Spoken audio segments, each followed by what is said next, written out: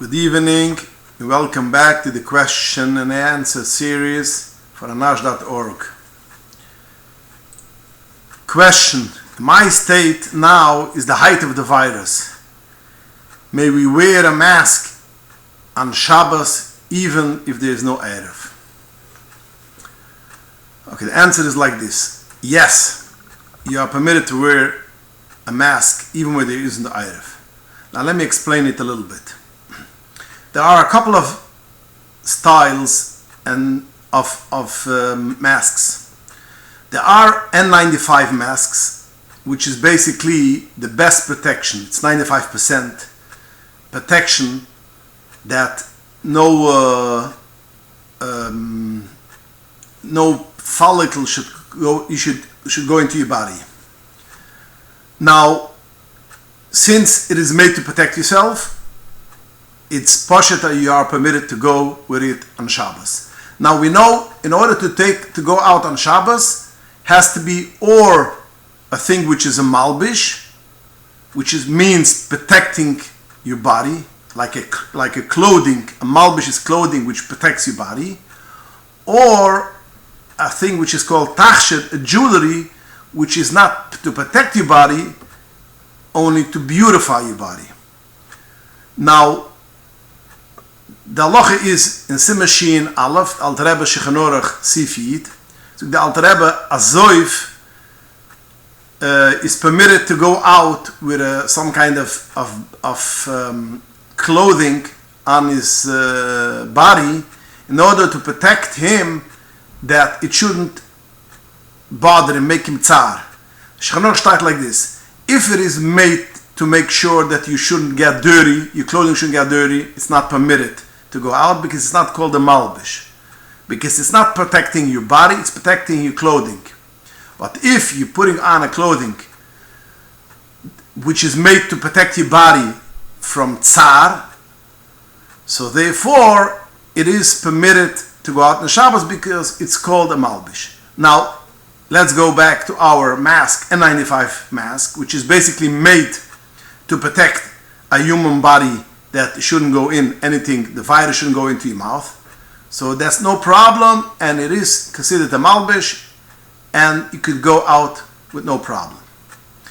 Now, the other kind of masks, which is not N95, which does not protect that much a person from the tiny dots, droplets.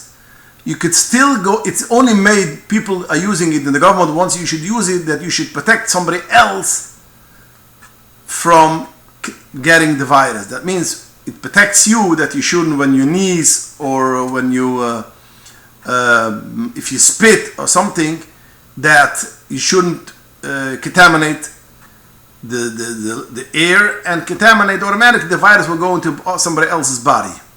So that's why you're wearing the protection. So it's not that much made to protect yourself, it's made to protect somebody else. Even such a mask, you are permitted to go out on Shabbos, even when there isn't the Erev, because this is still considered a malbish.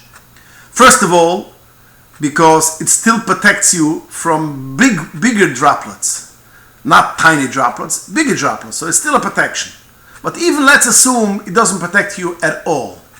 It's only made to protect somebody else. It is still permitted to go out, because the Alter Rebbe brings down the Shechanorach, also in Simmashin Alef, which is the simon, which are the halachas of what you could take out on the Shisram or not. So the Alter Rebbe writes a Sif Tezvov, that a person which is basically in house arrest, or he has a chain on his foot, or today's day there is this kind of a monitor on the foot, he is permitted to go out with that on the Rosh Hashanah, because it is made to protect the master, or the police, or the government. It's made to protect the government or the authorities, to protect this person should run away. So although the person which has the chains, it's not a malbish for him, from his part he would like to get it off, but since it's made that a protection for somebody else, it is considered malbish. The makar of them we see also in Gemara. The Gemara writes that you have a slave, which they used to put on the slave like a chain or some kind of like a plate on the eved, that he is a slave and he belongs to that master, the name of the master. So the Gemara says that eved, a slave, which is basically eved kanani, which is mechiyef, with mitzvahs like the women are mechiyef, which one of the mitzvahs is also Shabbos, which the women are mechiyef, the same is eved mechiyef. So he's not allowed, is not permitted to carry on Shabbos. So the Gemara says he is permitted to go out with that choice, with that plate, which says that he is a slave for that master. Although the eved, the slave, does not want it on himself. He only carries it because the master wants it, and to protect the master, that he should run away. So we see a thing which is not made to protect you. It is made to protect somebody else. It's still considered a malbish. We have another halacha which Alter Rebbe brings down in Sif Chov Dalet, that the government once upon a time had asked all the Jews should wear like a yellow pin or a yellow star, and you have to wear it. So the Alter Rebbe writes that you are permitted to take it, to go out with that on your body, on your clothing, because although it's not made to protect not you and not somebody else, but the Gezeiras HaMalchus is that you have to go with it. So it is also considered a malbish. So this will give us lenient even if a person wears a mask, not because he wants to protect somebody else. For instance, he's in an area which, let's say, everybody had it already, but the government forces you that you should basically wear a mask, so therefore you can still wear it. But tzirif, we also know that b'zman hazeh ein lo l'shis harabim. The Alter Rebbe brings it down a couple of times in Hilchos Shabbos and Hilchos Eiruvim that b'zman hazeh we don't have real l'shis harabims. So it's not a deraisa. So therefore, it is no problem to go out with it. Now, the only problem is that we know that even though things which you are permitted to go out in l'shis harabim, because it's a malbish or tachshit, you still have a problem if we are afraid that you're going to take it off. It's also to go in the l'shis harabim. That means if we are afraid that the jewelry, women will take off their jewelry and show it for somebody else, and they're going to carry it in their hands, so you're not permitted to go out in l'shis harabim. So why aren't we afraid that the person will basically take this mask and put it on top of the chin? A lot of people, if they don't want to wear the mask, they schlep it down on the chin, and only when they see a cap or somebody else, they put it on their mouth. So basically, when you put it on the chin, that's not a malbish. So why aren't we choishes that you cannot wear this mask because you're going to put it on your chin? The answer is because since when you are going to put it on your chin, it is not the way how you carry it. In order to be over for Isa Daraisa, you have to take it out and carry out something in the street. The way how you carry the stuff in your hands. When you take a mask, you put it on your chin, although it's not permitted to walk around like this in the l'shis harabim, but since you're not permitted to do it only mitzad midrabanan, so we are when the chashash is only that you're going to carry it or if it's midrabanan, we don't make such a chashash. We don't have such a chashash. So to sum it up is that basically any mask which you wear to protect yourself or to protect somebody else, and it's mandatory that you have to wear it, you are permitted to wear it in the l'shis harabim also. Ibefrat as bizman hazeh, according to most poskim, ein lo l'shis harabim, the rise we don't have real l'shis harabim, so it's only a drabanan, so we could wear it. Now again, you cannot wear it on your chin, but you can wear it regularly the way how you have to wear it. Next question. Can a husband ask 3 people to null a vow, that means to be mataneder, on behalf of his wife? The answer is yes. The Shulchan Aruch Yerdai Simarai Shlam Adalet. The Shulchan Aruch says that a husband could be shoyel the neder, that means he could go and ask to null a vow of his wife, but he could not be part of the three. That means he has to go to three other people and tell at least for one person the vow, and they could be matar neder. He cannot be one of the three, but he could be a shliach to be matar neder in front of the three other people. He cannot do it for somebody else, not even for his daughter, but for his wife he could do. So yes, a husband could go and ask to be matar neder, his wife's neder, but he cannot be a part of the bezdin. Question: I forgot to take challah from my challah and reminded myself on Shabbos. What do I do?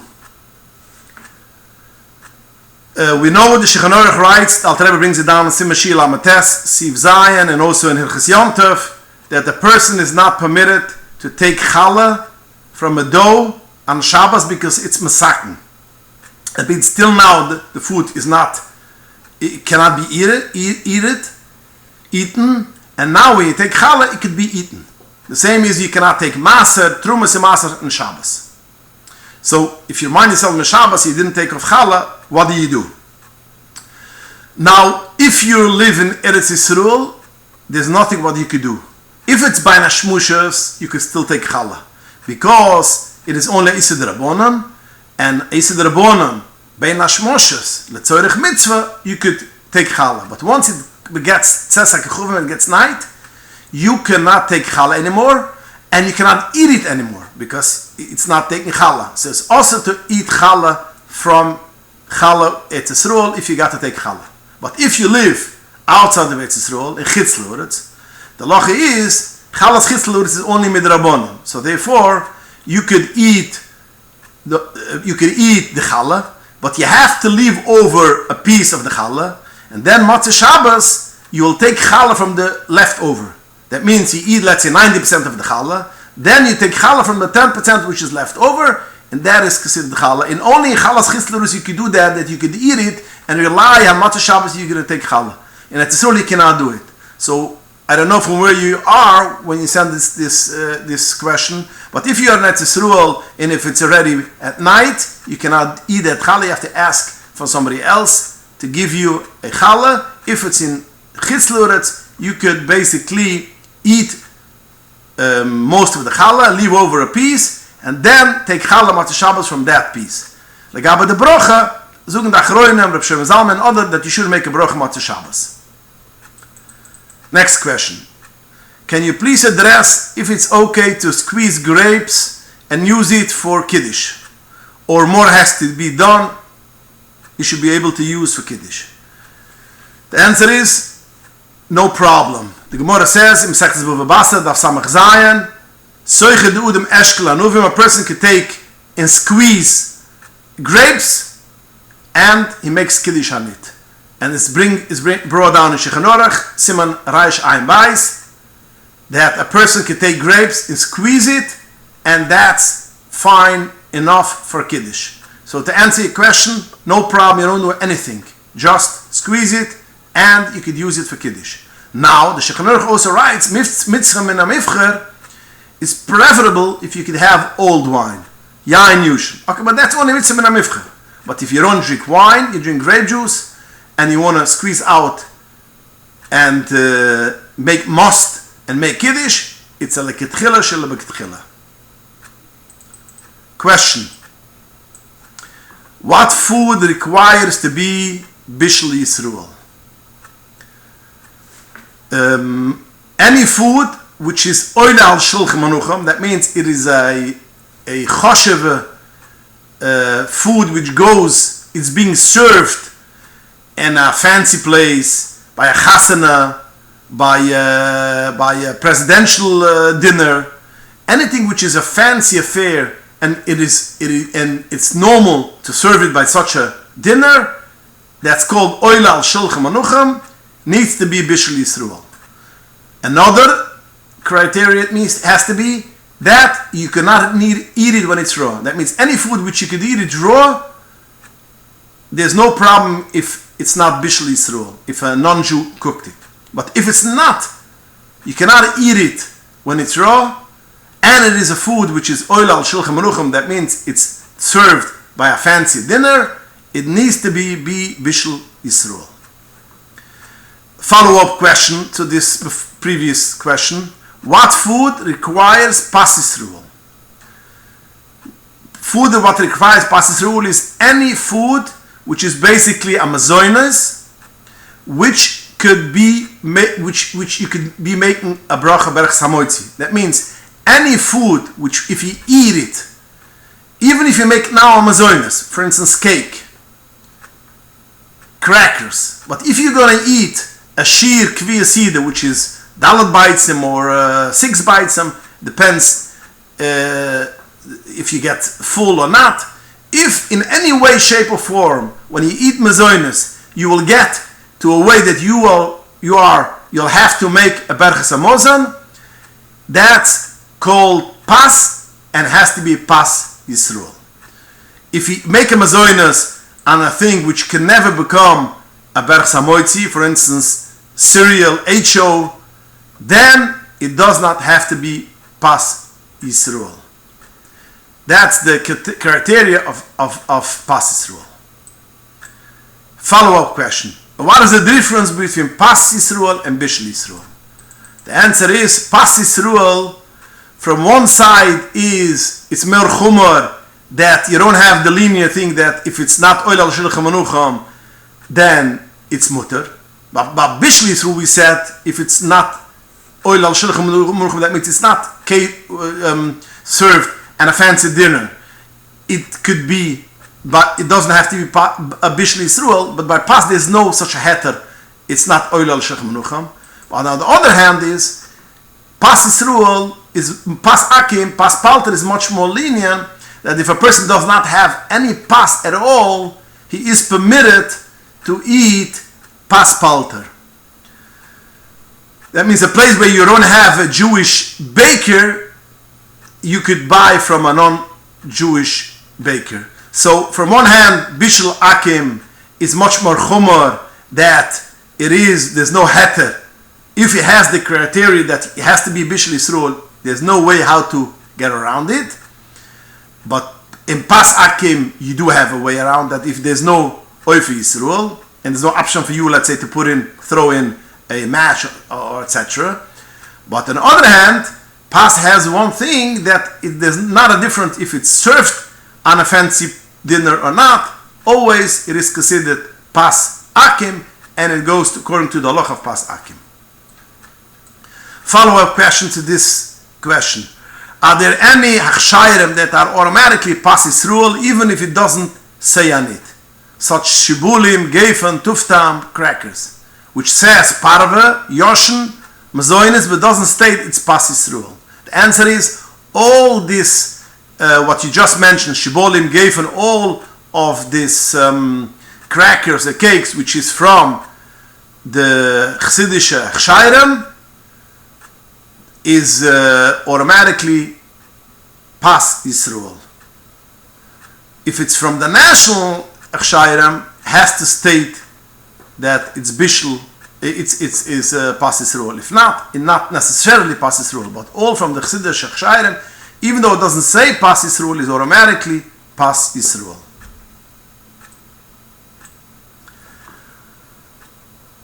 Follow-up question to this. What is considered Pas par baked, that if we put it in the oven, it's considered Pas Yisrael?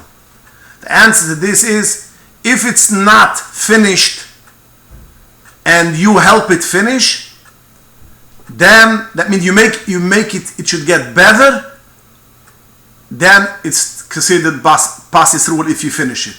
But if it's finished, it is only you put it back in the oven to make it to get a better flavor or to freshness, that's not considered Pas Yisrael. So again, anything which you put, it's not fully baked, and when you put it back in the oven, it gets fully baked, it is considered Pas Yisrael by you finishing it. But if it's finished fully, it is only, they recommend that you should bake it for a couple of minutes for freshness or for best flavor, it's not considered Pas Yisrael. Next question. Do you have to wash your hands after trying on new shoes in a store? Because the halacha is that when a person touches shoes, he has to wash his hands. But if he touches new shoes, he doesn't have to wash his hands. So the question is, if a person puts on shoes which is new, but he used it already, that means he put it on in the store in order to try it, if it's considered new and you don't have to wash the hands, or it's not considered new. The answer to this is, since it wasn't worn on a regular basis, it is only tried on, it is considered new, and you don't have to wash your hands. This is what my Rebbe Rav Osner writes in his Psukim in the Kovetz of Rabbi Salavi. This is also, I saw Reb Cheskerot Paskins also, that even though a person wore it to try it on, it's still considered new, and you don't have to wash your hands.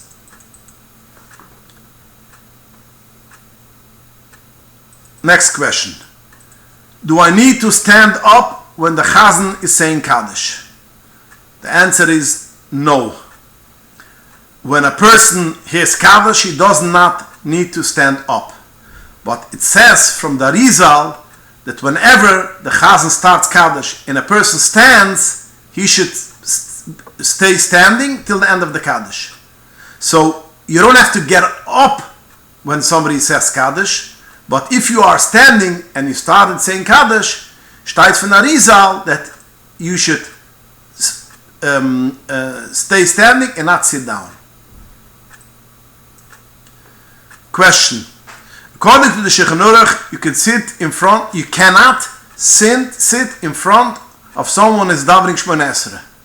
Do I need to stand up when someone comes in back of me when I'm in the middle of saying Krishma?